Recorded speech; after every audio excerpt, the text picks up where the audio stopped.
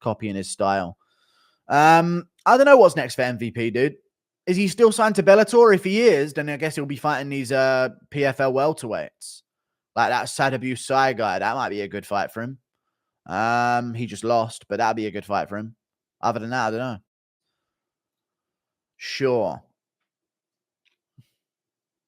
I reckon she actually could if she took her time and returned. I think she'd lose. Like, I don't think she'd have the toughness anymore because of the money she's made and the amount of time she's been away from combat sports, but she has a chance. She does have a chance. How much does the PFL lose every year when taking into account paying your former UFC fighters $6 million to tournament winners and likely low pay-per-view sales? They just lose hundreds and hundreds of millions, I think. Well, actually, every year, probably 100 mil. Yeah, probably about 100 mil a year they're losing. How much did Bellator sell to the PFL for? I have no idea. Pretty cool. Ariel tweeted Brunson versus Eblin. What the fuck? Brunson just came off 2 KO losses, title shot. But those were in the UFC. So what the fuck else are they going to do at middleweight? Does PFL have a middleweight champ, chat? I don't think they do. Did they have one? I think they just had welterweight and then jumped middleweight and there was no one there. Yeah, they don't have middleweight. Yeah, it will be Derek Brunson versus Johnny Eblin 100% then. And I reckon Eblin will eventually beat him after losing like a round or two. I reckon. They removed it. Yeah, exactly. That's just retarded. See, how is PFL going to compete? No elbows, no middleweight, no bantamweight. What the fuck are they doing? And they're spending all this money? Get the fucking foundations right first of the fucking sport. It's fucking dumb. Eblin chins him in the first.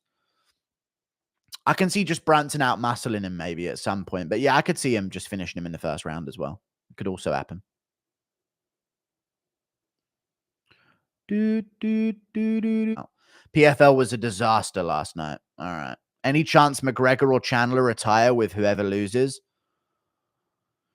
Yeah, if McGregor loses, I'll see it. I can see it. If Chandler loses, I could see it as well. So, yeah. I can see the loser retiring for sure. Remember when more people watched Cheyenne Vlismas versus Gloria DePaula on the UFC over McKee versus Pitbull? I know, they have zero competition, dude. It's not going to... Nothing's going to beat it outside the UFC. There's just no market for it. There is. People will watch it, but just not enough. You know what I mean? Just not enough people. Anytime soon, anyway. No jokes. Why do you think PFL bans elbows and doesn't allow ONE FC grounded knees? Would make them so popular.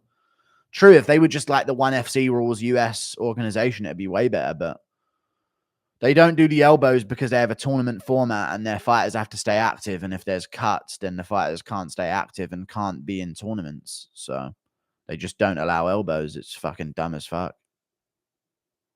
That's their rule, which I think is just a flawed system. If your system of MMA means elbows aren't allowed, it's a fucking dumb system. ONE is going bankrupt. They are. It's embarrassing.